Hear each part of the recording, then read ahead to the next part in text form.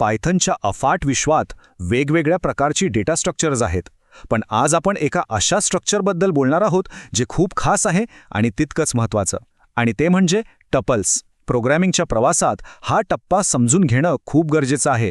तर चला मग वेळ न घालवता थेट विषयालाच हात घालूया. लिस्ट आणि टपल यांच्यातला फरक समजून घेण्यासाठी चला एक सोपी कल्पना करून बघूया. विचार करा, लिस्ट म्हणजे आपल्या वर्गातला एक व्हाईट बोर्ड. त्यावर आपण काही लिहू शकतो, ते खोडून दुसरं काही लिहू शकतो, हवं तसा बदलू शकतो. म्हणजे ती खूप लवचिक असते.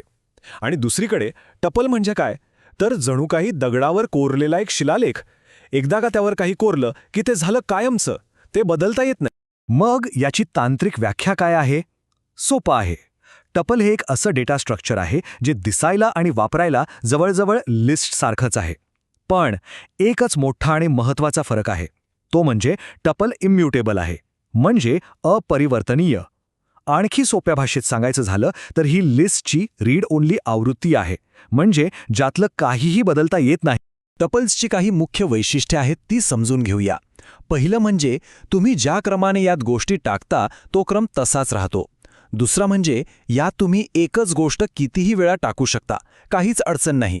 आणि तिसरं जे खूप महत्त्वाचं आहे ते म्हणजे यात तुम्ही वेगवेगळ्या प्रकारचा डेटा एकत्र ठेवू शकता, म्हणजे संख्या, शब्द, अक्षरं सगळं काही एकाच टपलमध्ये आरामात बसू शकतं. बरं, थेअरी तर खूप झाली. आता प्रत्यक्ष कोडमध्ये उतरूया आणि बघूया की हे टपल्स तयार कसे करायचे आणि त्यामधला डेटा आपण वापरू कसा शकतो. टपल तयार करणं खरंच खूप सोपं आहे. सहसा त्यासाठी गोल कंसांचा वापर होतो, पण गंमत अशी आहे की ते नेहमीच गरजेचे नसतात. खरा खेळ आहे तो स्वल्पविरामाचा, म्हणजेच कॉमाचा. तुम्ही कंस वापरा किंवा नका वापरू, पण जेव्हा तुम्ही व्हॅल्यूजमध्ये कॉमा देता तेव्हाच पायथनला कळतं की अरे, हे तर टपल आहे. आता टपलमधली एखादी गोष्ट बाहेर कशी काढायची? त्यासाठी आपण इंडेक्स वापरतो. लक्षात ठेवा, कॉम्प्युटरची मोजणी नेहमी शून्यापासून सुरू होते, म्हणून माय टपल 0 आपल्याला पहिला घटक देईल. आणि एक मस्त गोष्ट म्हणजे आपण उलट मोजणी पण करू शकतो. माय टपल -1 लिहिलं की आपल्याला थेट शेवटचा घटक मिळतो. किती सोपं आहे नाही का? ठीक आहे, पण समजा आपल्याला पूर्ण टपल नकोय, फक्त त्यातला एक विशिष्ट तुकडा हवा आहे. मग काय करायचं? त्यासाठी आहे स्लायसिंग.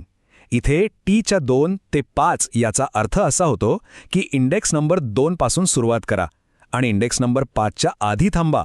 म्हणूनच आपल्याला 30, 40, 50 असे एक नवीन छोटंसं टपल मिळतं. आता आपण टपल्सच्या सर्वात मोठ्या आणि महत्त्वाच्या नियमाकडे वळूया, आणि तो नियम आहे अपरिवर्तनीयतेचा. बघूया या एका नियमात किती ताकद दडलेली आहे. चला आपण एक साधंसं टपल तयार करूया. समजा t = 10, 20, 30. आता आपण एक असा प्रयत्न करूया जो खरं तर करायला नको, पण करून तर बघूया काय होतंय ते. आपण या टपलमधला दुसरा घटक म्हणजे 20 बदलून त्याच्या जागी 99 टाकण्याचा प्रयत्न करूया.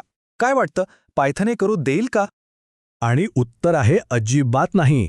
पायथन आपल्याला लगेच एक टाईप एरर देऊन थांबवतं. संदेश एकदम स्पष्ट आहे, टपल ऑब्जेक्टमध्ये बदल करता येत नाही. आठवतंय का, आपण सुरुवातीला दगडावरच्या शिलालेखाबद्दल बोललो होतो? हा त्याचाच पुरावा आहे.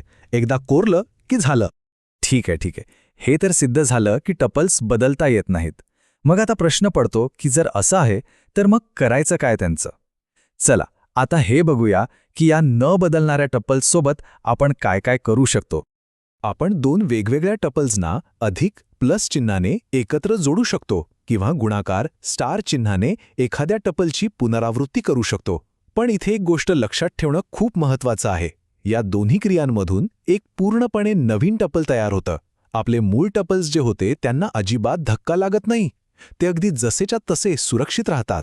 टपल्ससोबत काम सोपं करण्यासाठी पायथन आपल्याला काही तयार फंक्शन्स देतं. लेनने त्याची लांबी कळते. काउंट वापरून एखादी गोष्ट त्यात किती वेळा आली आहे हे मोजता येतं. इंडेक्स वापरून ती कुठे आहे हे शोधता येतं. एवढंच नाही तर सॉर्टेड, मिन आणि मॅक्स सारखी फंक्शन्स वापरून आपण त्यातली मूल्य क्रमाने लावू शकतो किंवा त्यातली सर्वात लहान आणि सर्वात मोठी संख्या शोधू शकतो. आता एका अशा सामान्य चुकीबद्दल बोलूया जिथे सुरुवातीला हमखास गडबड होते. ही गोष्ट एकाच घटक असलेल्या टपलशी संबंधित आहे. याला गॉचा म्हणतात, म्हणजे एक छोटीशी फसवी जागा. इथे जरा नीट लक्ष द्या. जर आपण t=20 असं लिहिलं तर पायथनला वाटतं ही फक्त कंसात लिहिलेली एक संख्या आहे. ते त्याला टपल समजतच नाही. याला खऱ्या अर्थाने एक घटक असलेला टपल बनवण्यासाठी त्या 20च्या पुढे एक छोटासा पण अत्यंत महत्त्वाचा स्वल्पविराम म्हणजेच कॉमा द्यावा लागतो. t=20 comma. हा एक छोटासा कॉमा सर्व फरक घडवून आणतो. तर मग ह्या सगळ्या चर्चेचा सार काय? टपल्स म्हणजे स्थिरता, सुरक्षितता आणि खात्री. म्हणून शेवटचा प्रश्न हा आहे की आपला डेटा दगडावर कोरल्यासारखा, पक्का आणि न बदलणारा कधी असायला हवा. विचार करा, तुमच्या पुढच्या कोडमध्ये असा कोणता डेटा आहे ज्याला तुम्ही चुकूनही बदलू नये असं वाटतं, ज्याला तुम्ही असं सुरक्षित ठेवू इच्छिता? या प्रश्नाचं उत्तर तुमच्या पुढच्या प्रोजेक्टच्या गरजेतच दडलेलं आहे.